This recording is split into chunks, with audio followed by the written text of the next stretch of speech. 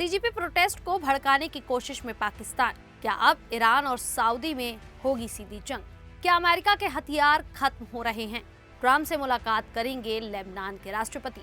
Hamas को मिल गया नया मुखिया। अफगानिस्तान पाकिस्तान में बाढ़ से मचा हाहाकार। नमस्कार, मेरा नाम है शालिनी और आप देख रहे हैं द न्यूज़ 15। स्वागत है आपका हमारे खास प्रोग्राम दुनिया के हालचाल में। चलिए नजर डालते हैं इन बड़ी खबरों पर विस्तार से। दिल्ली में शिक्षा मंत्री धर्मेंद्र प्रधान के इस्तीफे की मांग को लेकर छात्रों और युवाओं का प्रदर्शन सोमवार को चर्चा का विषय बन गया। प्रदर्शनकारी संसद की ओर मार्च करना चाहते थे, लेकिन पुलिस ने उन्हें रोक दिया। इस दौरान कुछ स्थानों पर तनाव और धक्का मुक्की की स्थिति भी देखने को मिली। घटना के कई वीडियो अब सोशल मीडिया पर तेजी से वायरल हो रहे हैं, जिसके बाद इस मुद्दे पर देश और विदेश में बहस शुरू हो गई। पाकिस्तान के कई पत्रकारों और सोशल मीडिया यूजर्स ने भी इस प्रदर्शन पर अपनी अपनी प्रतिक्रियाएं दी हैं। वरिष्ठ पत्रकार रऊफ कलासरा ने अपने कार्यक्रम में कहा कि दिल्ली में छात्रों के खिलाफ सख्त कार्रवाई की गई है। वहीं पत्रकार और लेखिका महविश एजाज ने भी सोशल मीडिया पर वीडियो और पोस्ट साझा करते हुए प्रदर्शनकारियों के साथ हुए व्यवहार पर सवाल उठाए। कमर चीमा सहित कई अन्य पाकिस्तानी पत्रकारों ने भी इस मामले को अपने कार्यक्रम और सोशल मीडिया प्लेटफॉर्म पर प्रमुखता से उठाया। मीडिया रिपोर्ट्स के मुताबिक दिल्ली पुलिस सोशल मीडिया पर वायरल कुछ पोस्ट और वीडियो की जांच कर रही है। पुलिस ये पता लगाने की कोशिश कर रही है कि कहीं गलत या भ्रामक जानकारी फैलाकर माहौल को प्रभावित करने का प्रयास तो नहीं किया गया।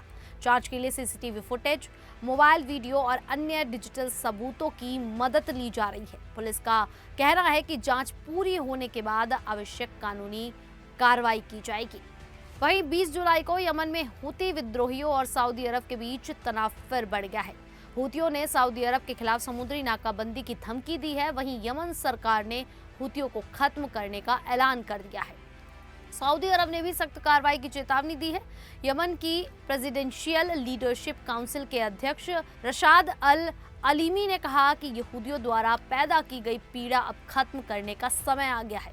उन्होंने सारे नागरिकों से हूतियों के खिलाफ एकजुट होने और सशस्त्र बलों का साथ देने की अपील की। यमन सरकार 20 जुलाई से तेल निर्यात फिर शुरू करेगी और इस पैसे से लोगों की भलाई करेगी। हूतियों ने जवाब में सऊदी अरब पर समुद्री नाकाबंदी लगा दी है। उनके प्रवक्ता यहाँ सारी ने कहा कि ये नाकाबंदी तुरंत लागू हो गई है। हूतियों का आरोप है कि सऊदी अरब ने सना शहर को घेर रखा है। सऊदी अरब ने इस धमकी की कड़ी निंदा की है। उन्होंने कहा कि वे अपने जहाज़ों की सुरक्षा के लिए सभी कदम उठाएंगे। लाल सागर और बाब अल मंदेब क्षेत्र में सुरक्षा बढ़ा दी गई है। इस तनाव से दुनिया भर में तेल की कीमतें बढ़ गई हैं। लाल सागर दुनिया का महत्वपूर्ण तेल रास्ता है। यहाँ कोई समस्या हुई तो तेल सप्लाई प्रभावित होगी और महंगाई बढ़ेगी। ये झगड़ा सऊदी अरब और ईरान के बीच चल रही लड़ाई का हिस्सा भी माना जा रहा है। तो वहीं आपको बता दें कि ईरान पर लगातार 9 रातों से हमले कर रहे अमेरिका की सैन्य तैयारी पर अब सवाल उठने लगे हैं। वॉशिंगटन पोस्ट की रिपोर्ट में एक अमेरिकी अधिकारी ने चेतावनी दी है कि अमेरिका के पास लंबी जंग लड़ने के लिए पर्याप्त मिसाइलें नहीं बची हैं। अगर युद्ध बढ़ा तो हथियारों की कमी बड़ी समस्या बन सकती है।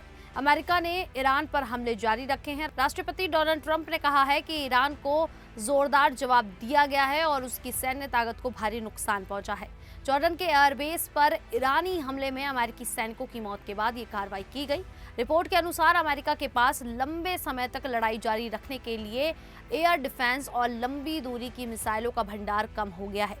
कई मिसाइलों जैसे टॉमहॉक, पैट्रियट और थार्ड का भारी इस्तेमाल हो चुका है। इन्हें दोबारा भरने में कई साल लग सकते हैं।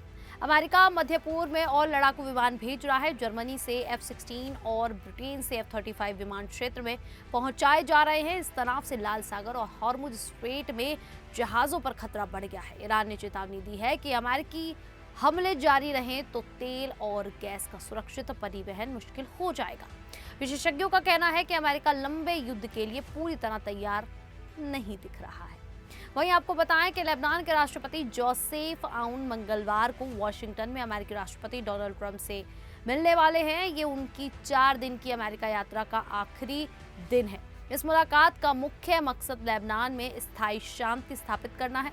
लेबनान और इजरायल के बीच लंबे समय से चल रही लड़ाई के बाद अब शांति की कोशिशें तेज हो गई हैं। दोनों देशों के बीच अमेरिका की मध्यस्थता में बातचीत चल रही है। लेबनान चाहता है कि इजरायली सेना दक्षिणी लेबनान के इलाकों से हट जाए और वहां लेबनानी सेना का पूरा नियंत्रण हो। 26 जून को दोनों देशों ने एक रूपरेखा समझौता किया है जिसमें इजराइल की सेना के हटने और हिजबुल्लाह के हथियार छोड़ने की योजना है। अभी हाल ही में दोनों देशों ने दक्षिणी लेबनान में पायलट जोन बनाने का फैसला किया है। इन जोनों में इजरायली फौज हटेगी और कंट्रोल लेबनान आर्मी को सौंप दिया जाएगा। 3 गांवों में ये प्रक्रिया शुरू हो गई है। ट्रंप के साथ बैठक में लेबनान इस शांति प्रक्रिया को आगे बढ़ाने और मजबूत समर्थन की उम्मीद कर रहा है। तो वहीं करीब 2 साल तक स्थायी प्रमुख के बिना चलने के बाद हमास ने खालिल अल हया को नया अपना राजनीतिक प्रमुख चुन लिया है।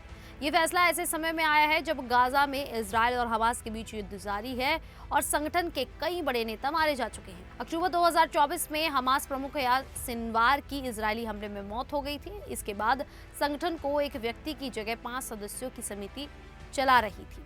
अब हमास ने खालिल अल हया को नया प्रमुख बनाकर नेतृत्व की जिम्मेदारी एक बार फिर एक व्यक्ति को सौंप दी है। खालिल अल हया लंबे समय से हमास के प्रमुख नेताओं में शामिल रहे हैं। वे युद्ध विराम और बंधकों की रिहाई को लेकर हुई कई अंतर्राष्ट्रीय वार्ताओं में हमास का प्रतिनिधित्व कर चुके हैं। रिपोर्ट के अनुसार उन्होंने पूर्व प्रमुख खालिल मशाल को हराकर ये पद हासिल किया है। हालांकि हमास ने चुनाव के नतीजों और वोटों की संख्या की आधिकारिक जानकारी नहीं दी है। इसी वजह से चुनाव की पारदर्शिता को लेकर सवाल उठ रहे हैं।